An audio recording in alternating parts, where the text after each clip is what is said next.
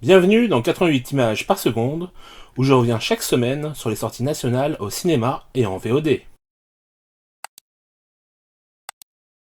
Mon héroïne, inspirée de son histoire personnelle, la réalisatrice nous conte l'odyssée qu'elle a vécue à la sortie de son école de cinéma afin d'approcher son idole. Julia Roberts, évidemment. Avec quelques libertés, vous imaginez bien. Donc c'est feel good, les actrices sont vraiment topissimes, la façon dont la réalisatrice filme New York fait rêver et nous donne irrémédiablement envie d'y faire un film. Les références au cinéma de Julia Roberts et les clins d'œil ici et là à d'autres œuvres audiovisuelles font extrêmement plaisir. Un film qui donne envie de faire du cinéma, de dire à nos proches qu'on les aime, bref, du cinéma, quoi. Je suis très curieux de voir ce que la réalisatrice nous proposera pour la suite. 7 sur 10.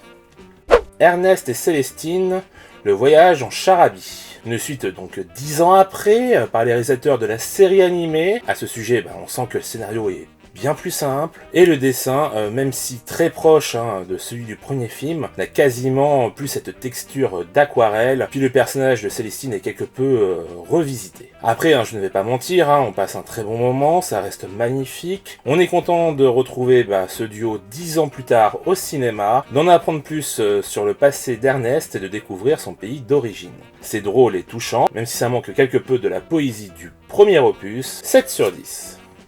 Stella est amoureuse. Sylvie Verheide revient avec la suite de son film Stella, sorti en 2008. On dit au revoir au collège et bonjour au lycée et au baccalauréat. Un film sur la jeunesse à nouveau, mais où elle découvre le désir, où elle grandit grâce à ses amis, où la différence de classe l'insupporte, où elle rit des déboires de son père, lui qui l'a abandonné. Un beau film porté par une jeune actrice dont il ne faudra pas oublier le nom, Flavie Delangle, car elle donne corps à toute cette histoire et nous fait rapidement oublier Benjamin Biolay et Marina Foïs qui incarnent ici ses parents. La BO est entraînante au possible, la réalisation n'abuse pas des effets et reste assez proche de ses personnages, la photographie est de qualité, donc une belle balade dans les années 80 à travers les yeux d'une jeune fille de 17 ans, 7 sur 10.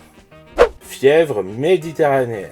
Film noir sur un dépressif chronique palestinien, ça arrive à bien doser l'humour, les questions politiques, la dépression fonctionnelle, le tout avec bienveillance. On sent que la réalisatrice comprend ce que vit le personnage principal, elle arrive parfaitement à la retranscrire, ce grâce à d'excellents comédiens et une écriture mélancolique. Un joli petit film, 6 sur 10. Despedia, film fantastique brésilien, entre sorcellerie, conte, filiation et deuil. Les réalisateurs sont inspirés de diverses œuvres fantastiques pour créer leur propre univers, ce qui est plutôt réussi. Le film bénéficie d'une direction artistique assez léchée, d'un casting efficace, d'une réalisation qui n'hésite pas à multiplier les techniques et à les mélanger, animation classique, stop motion, live action. Un joli petit film qui montre encore une fois que le cinéma brésilien a bien des choses à nous proposer, 6 sur 10. Avatar, la voix de l'eau. James Cameron nous montre une fois encore qu'il est le roi du monde, qu'il est le seul aujourd'hui à repousser encore un peu plus la technique pour nous proposer un réel voyage. Si l'histoire ressemble beaucoup à celle du premier, si ce n'est qu'on passe de la forêt aux îles, des arbres à la mer, c'est surtout la thématique de la famille et des marginaux qui est au centre de cet opus. Si techniquement c'est incroyable, qu'on ne voit pas trop le temps passer, tant l'action est rondement menée, il y a tout de même des défauts, comme le fait qu'on n'entend plus parler du conflit avec son peuple dès lors du départ de Jake, ce qui à mes yeux n'a pas de sens. Puis je trouve que Neytiri est beaucoup trop mise de côté ici, puis on sent que Cameron voulait vite se retrouver sur les îles et passer à autre chose, quant au montage alterné assez rapide du début. Bref, on sent que Cameron est enfin là où il voulait être avec cette saga, ça promet pour la suite en tout cas, 7 sur 10.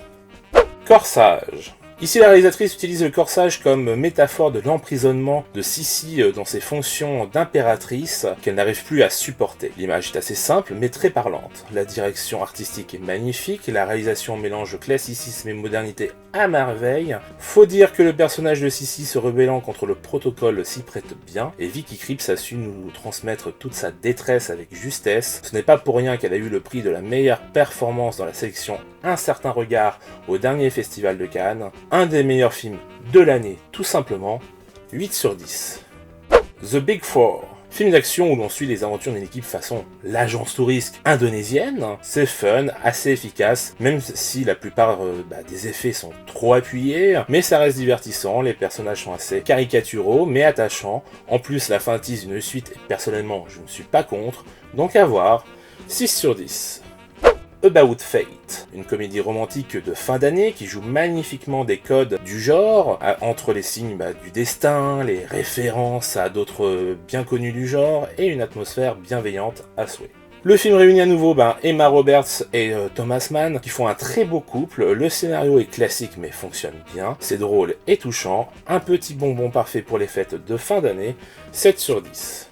Nani, pseudo-film horrifique où une nounou a des visions qui lui viennent de divinités africaines, présageant quelque chose de mauvais. Ça ne marche pas des masses, car le spectateur est aussi perdu que la protagoniste et que le reste de ce qui se passe n'a pas grand intérêt. Du coup, pas mal d'ennuis devant ce long métrage, même si la réalisation est plus que correcte, que le casting est plutôt bon, mais c'est vraiment le scénario et les visions qui n'arrivent pas à convaincre, pas ouf, mais j'ai vu bien pire, donc 4 sur 10. Bardo, fausse chronique de quelques vérités. Alejandro González Iñárritu revient avec un film qui semble très personnel, où le personnage principal a l'air d'être un double de lui-même, à travers lequel il expose ses craintes, ses joies, ses déceptions, ses obsessions, comment il se voit, comment les autres le voient, comment il voit le Mexique et les États-Unis, tant de thématiques passionnantes traitées à travers le prisme d'images délétères, entremêlées de souvenirs, fantasmes et autres images chimériques. La réalisation est incroyable, avec des effets de transition d'une beauté sans pareil, des images qui vous resteront encore longtemps après, grâce à la photographie de Darius Khondji, d'une BO d'une grande qualité, et bien évidemment de très bons comédiens. Un grand film aux métaphores pas toujours simples, qui ne demande qu'à être vu et revu. 7 sur 10.